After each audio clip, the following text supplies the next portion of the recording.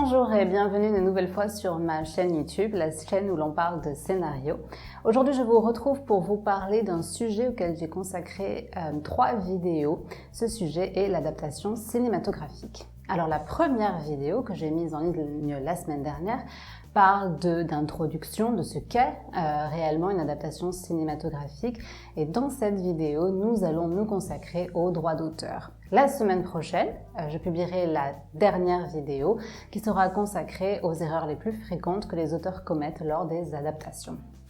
Alors, à l'issue de ces 3 semaines de vidéos consacrées à l'adaptation cinématographique, vous pourrez télécharger sur mon site un e-book gratuit qui reprendra tous les points que l'on va aborder dans ces vidéos, plus quelques petits bonus. Alors, restez bien branchés, abonnez-vous à la chaîne, et si vous pensez que ce sujet en particulier peut intéresser quelqu'un, qu'il s'agisse d'un auteur ou d'un producteur, eh bien, partagez cette vidéo avec lui.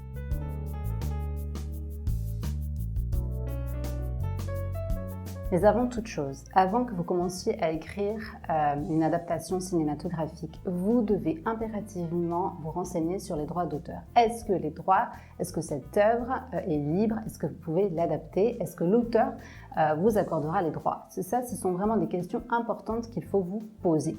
Alors, commençons par le commencement. Qu'est-ce que c'est que des droits d'auteur? Eh bien, les droits d'auteur, c'est ce qui garantit la propriété exclusive de l'auteur, pour l'auteur de l'œuvre qu'il a écrite ou filmée ou prise en photo si vous voulez, peu importe. Qu'est-ce que cela veut dire pour vous à titre d'adaptateur ou à titre de producteur? Eh bien, cela veut ni plus ni moins dire que vous devez vous renseigner, c'est-à-dire savoir si l'auteur acceptera votre adaptation de l'œuvre que vous souhaitez faire, et qu'il faudra, le cas échéant, le rémunérer à titre d'auteur et de l'œuvre. Petit aparté cependant, si vous êtes auteur d'une œuvre, il faut absolument la protéger, parce que le fait que vous en êtes le concepteur initial ne prouve pas que vous l'êtes. Donc vous devez aller vers la SACD, qui est la Société pour les auteurs, et déposer votre œuvre de manière contractuelle et dire « cette œuvre m'appartient ». Alors la première chose à faire lorsque vous voulez savoir si une œuvre est disponible, c'est de savoir si elle est libre de droit. Et j'insiste, il faut absolument que vous le fassiez avant, parce que imaginons qu'un auteur ou un autre producteur se soit intéressé à l'œuvre, ait approché l'auteur de cette œuvre en question et qu'on lui ait accordé le droit pour pouvoir en faire un film. Eh bien cela veut dire que vous n'y aurez pas accès, tout simplement, vous ne pourrez pas l'adapter. Donc tout le travail que vous aurez fait de développement en amont n'aura servi à rien, et donc ça c'est très important.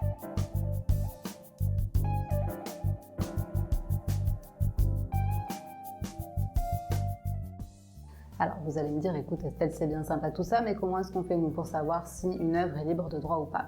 Eh bien sachez qu'il y a 2 cas de figure, selon que votre œuvre est tombée dans le domaine public ou pas. Alors qu'est-ce que c'est qu'une œuvre tombée dans le domaine public? Eh bien c'est tout simplement une œuvre dont l'auteur est décédé depuis plus de 70 ans, plus 1 an qui correspond à l'année de sa mort. Cela veut dire qu'il n'y a plus d'ayant droit et que donc vous êtes totalement libre de faire ce que vous voulez avec l'adaptation. Attention, cela vaut pour les œuvres françaises, mais si l'on parle d'œuvres étrangères, il se peut qu'il y ait des droits effectivement sur les traductions, et ça j'y reviens plus tard dans la vidéo. Maintenant, prenons le cas des œuvres qui ne sont pas tombées dans le domaine public. Ce sont des œuvres dont les auteurs ne sont pas morts, sont bien vivants, ou sont morts mais en dessous de la période des 70-71 ans. Cela veut dire que vous, à titre de producteur, d'auteur, vous devez contacter le cessionnaire des droits, qui peut être l'éditeur, qui peut être l'ayant droit, qui peut être l'agent littéraire, pour savoir si, eh bien, personne d'autre n'est en train d'adapter cette œuvre, si l'œuvre est, comme on l'a dit précédemment, libre de droit, et 2, pour essayer de plaider en votre faveur, c'est-à-dire que vous allez expliquer, envoyer par exemple une note d'intention pour dire pourquoi vous voulez adapter le projet et quelle est votre vision du projet. Alors, mise en garde, le mot est un petit peu fort, mais tout de même. J'ai plusieurs mises en garde à vous faire. La première, je ne le répéterai jamais assez, vous devez vous renseigner sur les droits, savoir s'ils sont libres avant de commencer à travailler sur une œuvre, ou c'est du temps perdu pour vous. Ensuite, faites bien attention, même si vous obtenez des droits pour une œuvre, vous aurez ces droits pour une durée très certainement limitée. Et même si ces droits sont renouvelables, cela veut dire pour vous, à titre de producteur et à titre d'auteur, qu'il va falloir travailler vite.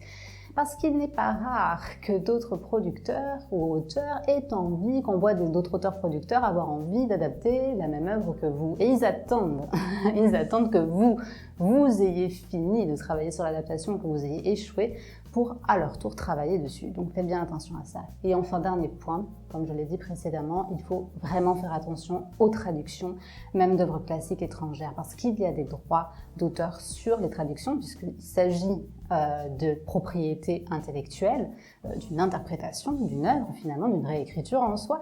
Donc vous devez savoir. Et pour ce faire, il faut encore une fois contacter tout simplement l'éditeur. En général, le nom de l'éditeur est écrit sur la 4e de couverture ou sur la première, ou l'agent littéraire. Mais voilà, mais faites bien attention à ces 3 points. Alors voilà, pour ce qui est du sujet consacré aux droits d'auteur. Alors évidemment, il s'agit d'un vaste sujet, je ne pouvais pas vous parler de tout ici, mais je vous recommande grandement d'aller sur le site de la SACD, je vous mettrai le lien en barre d'infos. En tous les cas, que vous soyez auteur, producteur, réalisateur, la SACD est le site qu'il vous faut consulter, parce que la SACD non seulement est là pour protéger vos œuvres, mais également pour vous aider. Elle a des exemples de contrats, des contrats types sur son site, et c'est vraiment très intéressant pour vous à titre d'auteur ou de producteur.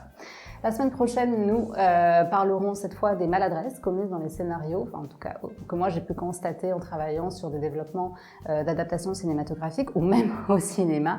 Et je vous expliquerai pourquoi certains films ne marchent pas et quelles sont les erreurs que moi, à titre de lectrice script docteur, je rencontre le plus souvent. Et croyez-moi, il y en a beaucoup.